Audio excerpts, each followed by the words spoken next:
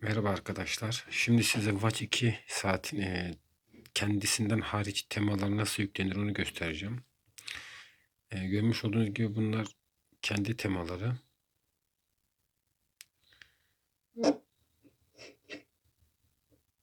Bakın şu temada kendiniz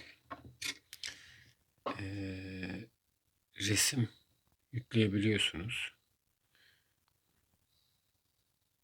Kendi resminizi çekip özelliklerden kendi resminizi ayarlayabiliyorsunuz. Bunlar kendi temaları zaten.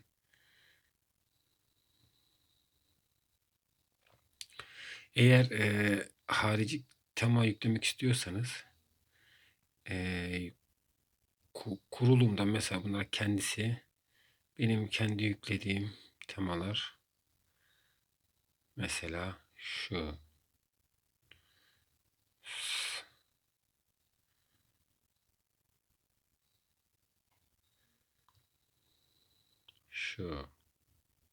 çok güzel temalar var.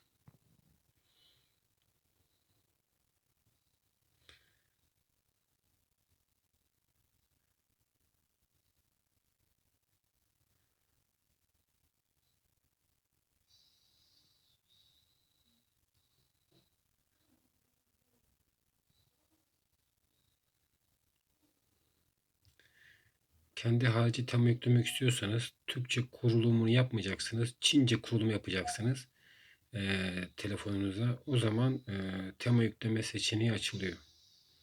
Onun için Türkçe kurulum yapmayın. Çince kurulum yapın. Çünkü daha Türkiye'ye açılmadı bu nedense tema yükleme. Herhalde yeni olduğu için ileriki zamanlarda açılabilir. Eğer Türkçe kurulum yapmayıp Çince kurulum yaparsanız hemen altında zaten telefon tema değiştirme diye seçenek çıkıyor. Oradan değiştirebilirsiniz. Kendiniz yükleyip değiştirebilirsiniz.